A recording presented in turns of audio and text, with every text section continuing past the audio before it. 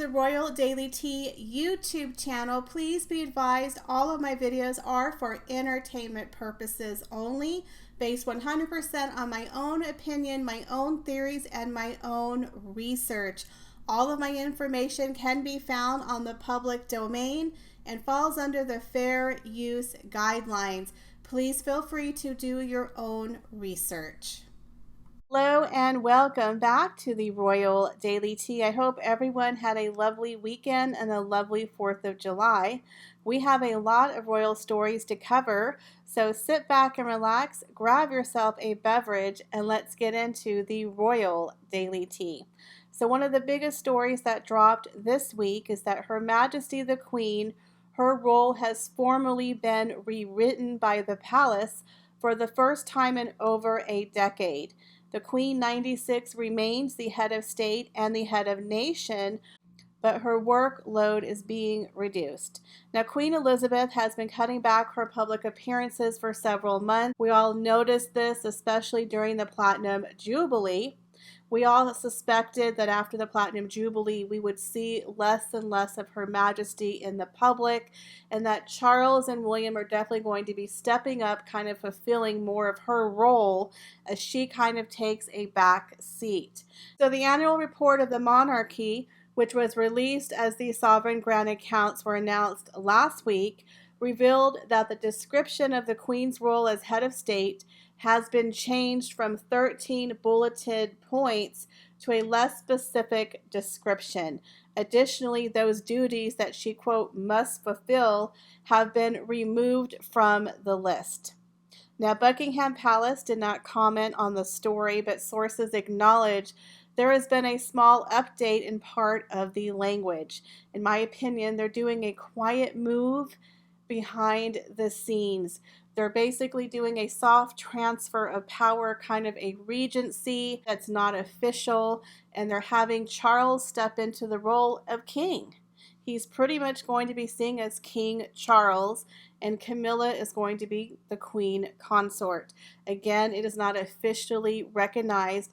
Her Majesty the Queen is definitely trying to give her son a soft landing, because if they wait till she passes for him to step up, it's going to be too hard of a transfer.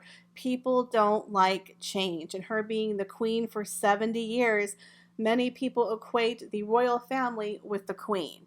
And when the queen passes, a lot of people want to end the monarchy right there. And so Charles has large shoes to fill, and let's be honest, he's not the most exciting royal. He's not the most popular royal, although many people like and respect him.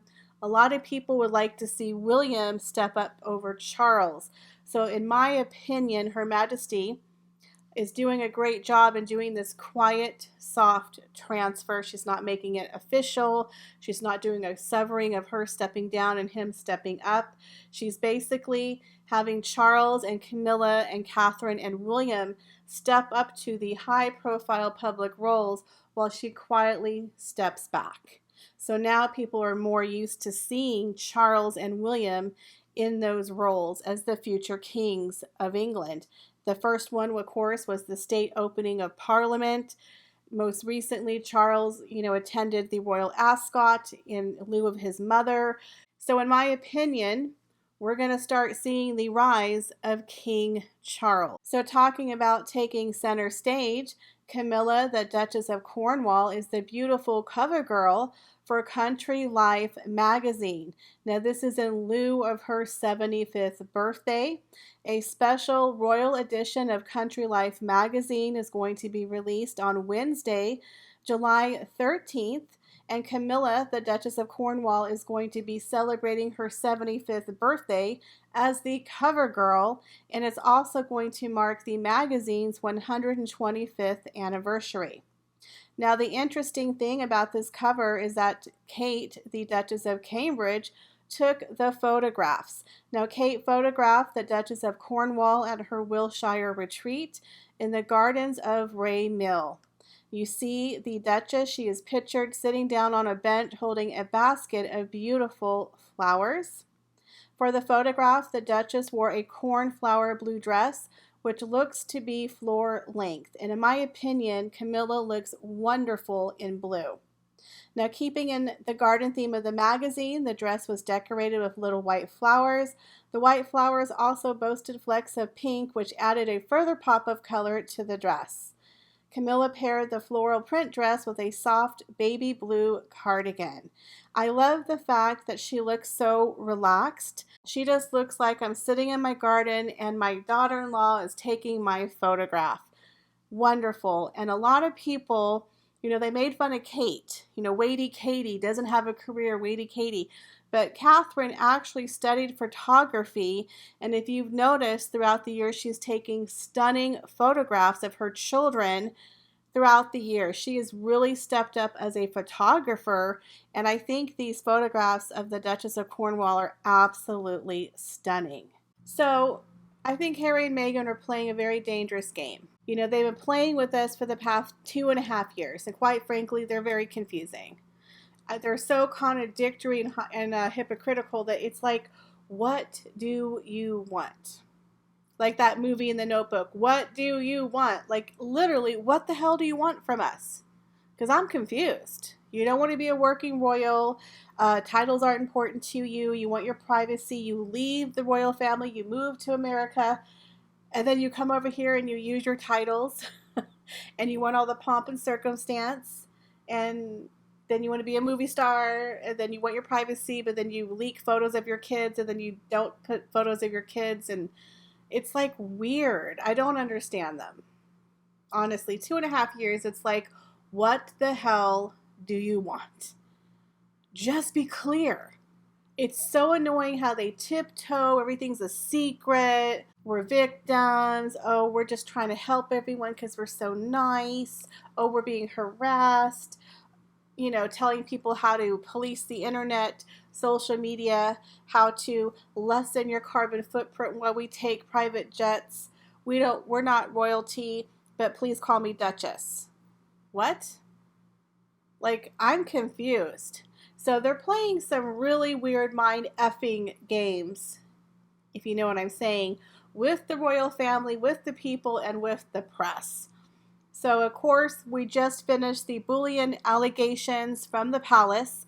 They announced they had completed the investigation, that they were making changes within the palace, but they were not going to release the report. Now, we know that Meghan doesn't want this report to be released because, let's be honest, it's not going to paint her as Snow White. It's going to show her as Cruella de Vil, and she doesn't want that to get out, especially because there are rumors that she's working with a group of people who are scrubbing the internet clean. Meghan worked very, very hard to erase everything that happened before 2013. Meghan has worked very hard to cultivate this little life that she's created of herself, this little narrative that happened from 2013 and above. She doesn't exist pre-2013, 2014. Okay, they're taking out the Lysol and they're scrubbing it clean, making it squeak. Squeaky clean, Snow White. She hired a team of people to do it. They're scrubbing the internet, and they can remove all these negative stories from Google, because if Meghan wants to get into politics, she's got to have all those skeletons go away. She's got to bury those suckers deep, okay, because people are going to start trying to get all those skeletons, turning over every rock, trying to find all the dirt. And we already know a lot of dirt, and there's probably more that we don't know, but she's definitely scrubbing the internet. So she doesn't want this bullion report to see the light of day. She wanted the names of the victims so she can go and harass them and shut them down, but of course that was nixed. So I believe that is why those fake little paparazzi photos that they hired from Backgrid showing Harry and Meghan driving over to Oprah was a message to the royal family. Like, don't F with us, okay? Don't release that report, or we're going to go here again. You know what I mean? I think they're playing kind of Russian roulette with the royal family. They're sending a message. You screwed us over at the Platinum Jubilee. You didn't take a photo with my daughter. You screwed us over. You're forcing us. You're forcing our hand. So you better bury those reports. Otherwise, we're going to have to go talk to Miss Oprah over here. That's my opinion. So then right after the Oprah Winfrey little photos came out, these news stories started coming out from a palace insider. Again, it could be from the Sussex Squad, but we don't know who the palace source is. It's not 100% confirmed, but all of a sudden they're praising Harry and Meghan for being financially independent. Financially independent?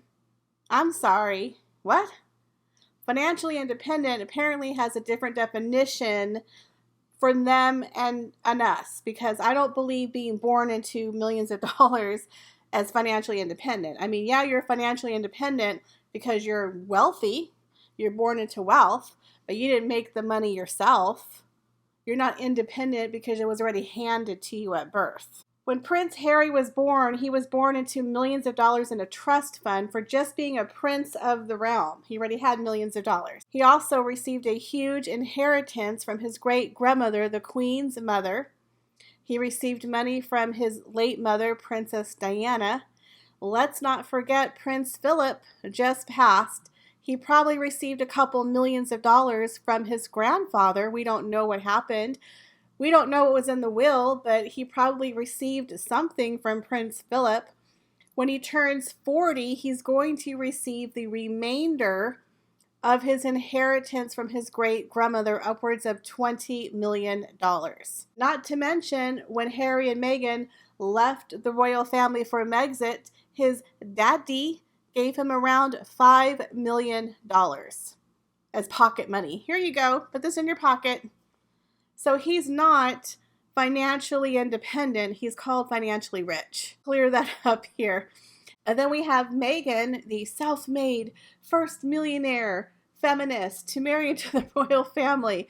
I'm like, y'all know that her daddy paid for her to go to a private, expensive high school, paid for her college, paid for her sorority, bought her car, and that little story about, oh, the door was broken and I had to crawl in the back was actually debunked by her sister and her father. It was a lie. She used to talk about how he put gas in her car for her. She was a total princess. Then she went on to her first husband, Trevor, who got her the job at Deal or No Deal and Suits. And then she married Harry. So what in the heck did she do on her own? It seems to me everything she's gotten in life she got from a man. Not to mention her uncle got her the job at the UN. And how did she repay all of these men who've helped her, who shaped her into the woman that she is today? Oh, let's see. She cut off her daddy. She dissed her uncle, didn't even go to his funeral. She mailed Trevor his wedding ring back in the mail. Harry, are you paying attention, son? She doesn't have a very good history of the men in her life because she's a feminist, right? She's a feminist. She's a self-made woman off the backs of men. So again, I don't know how she's a feminist role model and she's self-made, financially secure, financially independent when she's gotten all her money from men and Harry was born into wealth. But we're supposed to clap for them because they're actually earning some money on their own. She's 41 and he's going to be, 39? And we're supposed to be happy for them? Like, okay. Whatever. So I find it very ironic that this palace insider is singing their praises for being financially independent. And then they put out this other fake story about how Charles and Camilla were so thrilled to have met Lilibet. Yeah, I don't think that happened either. I think that's another fluff piece that somebody somewhere put out because, again, when they went home for the Platinum Jubilee, nobody saw those children. Nobody saw those children. I'm not saying they weren't there. I'm just saying nobody saw those children. There was a report of someone who did see Harry and Meghan very briefly meet with Camilla and Charles at Clarence House right before the cathedral service, but there was no children spotted and it was like a 10-minute meeting. Why would Harry look so sour during the Platinum Jubilee if he just had this life-altering meeting with his daughter and his father? Wouldn't he just be so thrilled? He looked so angry. He looked angry. It didn't look like a very happy little visit there because the guy had a sourpuss expression on his face the entire time. That didn't look like a couple who was so happy that, Grandpapa got to meet the grandbaby. And it was a 10-minute meeting. Like, again, these little 10-15-minute meetings, guys, aren't these warm and happy meetings that people keep painting them out to be. So I find it really funny how these little positive, placating pieces who could be coming out from the palace are coming out to placate the Sussexes. Are they afraid they're going to sit down with Oprah again? I don't know. We don't know who planted those stories. But it seems like Harry and Meghan are playing Russian roulette, like, you release the bullion, we're going to go to Oprah. Now, you also have to remember, Harry is still writing his book. We don't know what's going to be in the book, and there's still that on-the-fly docu-series that they're filming. I'm just very confused by the Sussexes. Like, what do you want? You don't want to be working royals, yet you're constantly using your titles and you're in the public face, acting like you're royalty, doing things that a royal person would do, like the New York City royal tour of 2 non-working royals. It makes no sense. And then they hide their children. You can't look at our children. We got to hide our children for our safety. And then after the Jubilee, after everyone was gushing over the Cambridge's children and Mike Tyndall's children, what do? They release a photo of Lily. Well, here's our daughter. Look at her. Look how pretty she is. Praise her. What was the point of that? If you want to keep your children out of the limelight, then do so. Don't do half and half. We're going to do a Christmas photo, and then you're going to see the back of Archie's head. Then we're going to do a full thing of Lily, and then 10 years from now, you'll see the back of her head. It's like, what's the point? Are you in or you're out? You in or you're out? We don't need to see your children. We don't care to see your children. You're not political figures. You're not royal family. You're just private citizens. We don't need to see your kids. There are movie stars who never show their kids. We don't need to see them. Let them be private. But I guarantee you there's going to be Cash for Kids or Kids for Cash in some Netflix series. You're going to be selling Archie and Lilibet to the highest bidder. So again, it's like, what do you want from us? Do you want to be in the public? Do you not want to be in the public? Do you want to be royal? Do you not want to be royal? That magazine interview that she did for Vogue with Gloria Steinem, she corrected the title. Again, titles aren't important to me, but I'm Meghan, Duchess of, Sussex. Make sure you change that title. Again, you're not a working royal. You hate royalty. You were abused. You were mistreated. But then you're clinging on to the royal life. So these two are just very, very contradictory, very hypocritical. I believe Meghan is definitely trying to get herself into some political career. She is scrubbing Google with bleach, trying to get rid of all the skeletons that are floating around, painting all these cute little fluff pieces. But again, they're threatening the royal family. You release the bullion, we're going to go to Oprah. That is, in my opinion, that was the interpretation, that they were sending a little message to home. But you have to remember, Tom Bower's book is coming out this year, guys, and he's going to have a lot of dirt on Meghan. So she's not going to be able to get rid of everything. No matter how hard she tries, you can't get rid of the truth. People are going to come out and start talking. So I just find it very interesting how Meghan is trying to, again, scrub her image. Her Sunshine Sachs PR firm are working overtime with all these fluff pieces, building Meghan up to be the martyr, the saint. They're scrubbing internet. They're going to make sure those bullying reports never see the light of day. They're definitely pulling out all of the stops. That is for sure. So it's very interesting to see what's going to happen with the Sussexes. So many more stories, guys, are coming out, but we will talk about that in another video. So what do you guys think of Her Majesty reducing her roles and pushing Charles and Camilla to the forefront? What do you think of Camilla's photos on the cover of Country Life magazine? And what do you think about the financially independent Sussexes and their threat to go to Oprah 2.0 if the bullying allegations are released? And do you think Meghan is still trying to get into politics? Leave me your comments, guys, down below. As always, I appreciate each and every one of you. Make sure you check me out on all of my other social media accounts. Thank you for being here, and I will see you in the next video. Bye, guys.